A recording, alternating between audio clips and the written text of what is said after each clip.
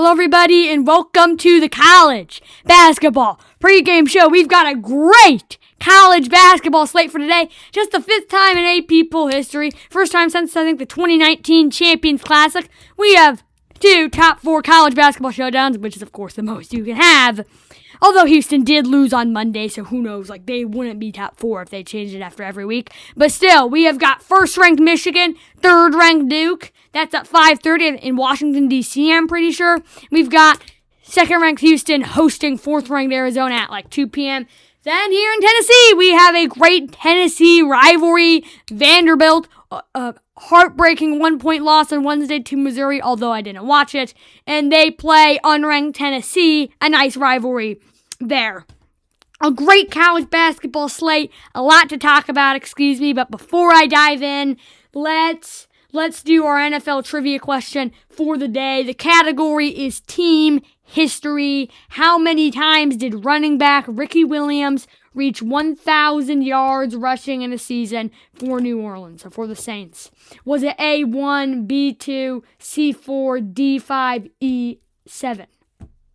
Let me repeat that. The category, team history. How many times did running back Ricky Williams reach 1,000 yards rushing, in a season for New Orleans, so the Saints? Well, was it A1, B2, C4, D5, E7? That is your trivia question for Saturday, February 21st, and Sunday, February 22nd. But your football birthdays for today, so Saturday, are Braylon Edwards, Ernie McMillan, Ken Huff, and Glenn Cameron. Your football birthdays for tomorrow, Sunday, are Khalil Mack, Gilbert Brown, Larry Eisenhower. Sorry if I pronounced that wrong, which it definitely did. It's Eisenhower, so Larry Eisenhower, I think. And then Sean Jefferson also has his birthday tomorrow, so happy birthday to those gentlemen. But yeah, that is I'll answer that at the end of the episode. But yeah, great slate today. Second to last college basketball Saturday in February. Third to last regular season one of the season. Then we get into college basketball tournaments, March Madness, But I can't do a lot of college basketball tournament coverage because I'll be going on a vacation. So, but I will be doing a lot of March Madness coverage once that starts. But yeah, that'll be fun. But yeah, so first game I'm going to talk about, you've got 14-13 Creighton. They've had a rough year, but they upset UConn on Monday or something, earlier this week, That's a huge win, because Creighton's normally good. They're 14-13. It's been a rough year. But, so it's super crucial. They beat 5th-ranked UConn, and they play a team I really like. They got the 2 seed last year. I had them going to the national championship, only to lose to Wisconsin on my bracket last year.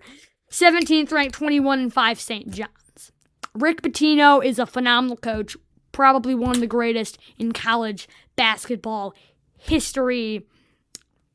So it's going to be a lot of fun. I'm looking forward to this. This should be a good game. This should be a fun game. St. John's is a great team. Rick Pitino, I think, has won 2 national championships. Such a good coach. But again, Creighton's normally good. Greg McDermott's a great coach for them, and they just upset UConn. So people have to be prepared, because Creighton is really good. And I think that got shown earlier in the week with them beating UConn, although I didn't watch the game. I think that very well got proven with them beating UConn, a very good team. Dan Hurley, potentially the best coach in college basketball. He had that repeat year.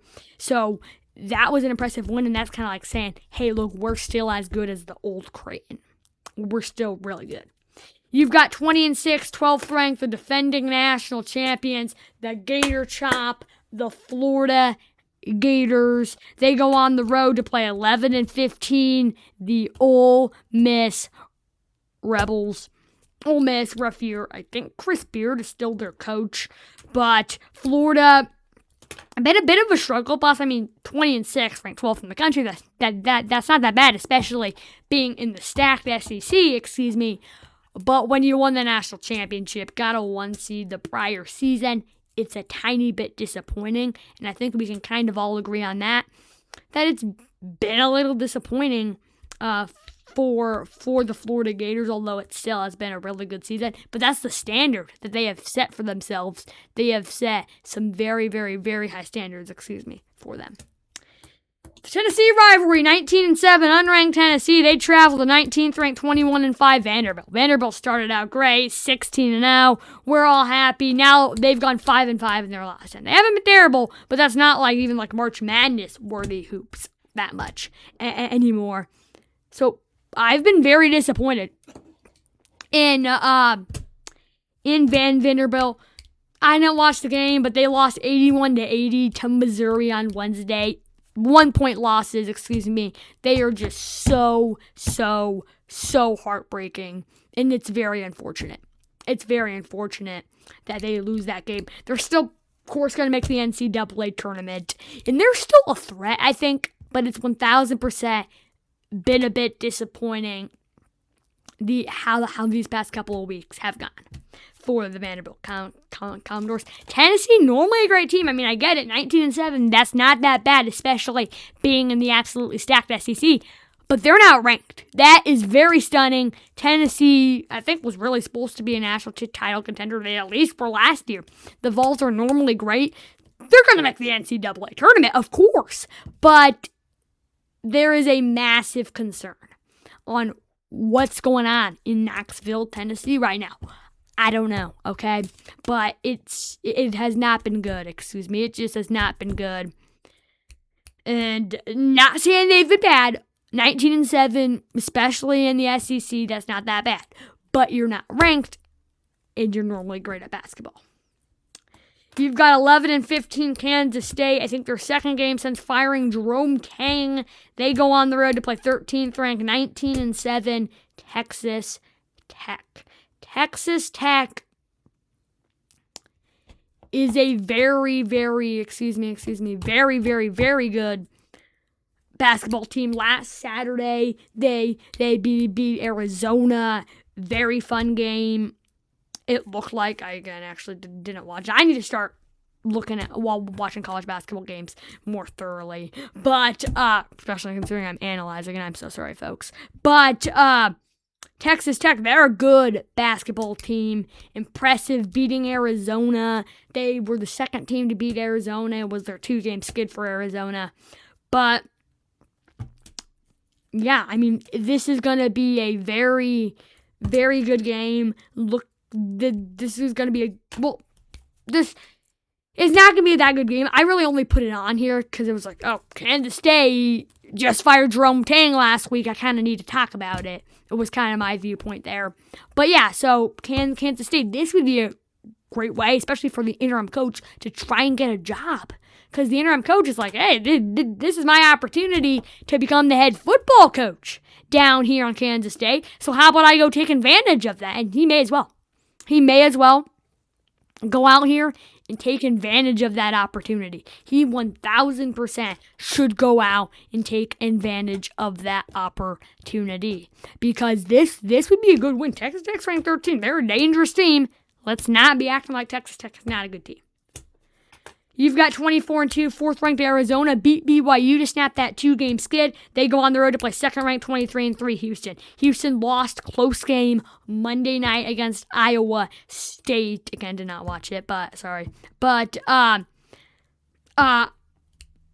Houston, of course, I bring this up in every episode, but heartbreaking loss to Florida in the national championship last year. But this has been a good year. They're definitely natty contenders. Something I've been wondering. If you beat Arizona, what does the AP poll do with them?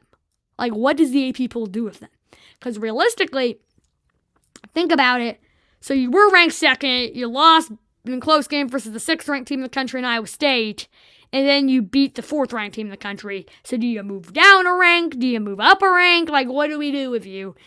I don't know what they would do with Houston in that case.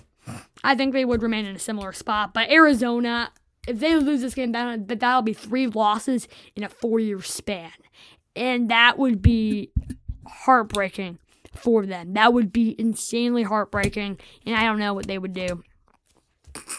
Because, I mean, it was very unlikely for them to go undefeated. Although Miami of Ohio is like 26-0, I think it is. Or 27. They're 27-0. They are playing really good hoops right now, Miami of Ohio. But they are in a group of 5 conference. It is, in the modern era of college basketball, pretty much impossible to go undefeated.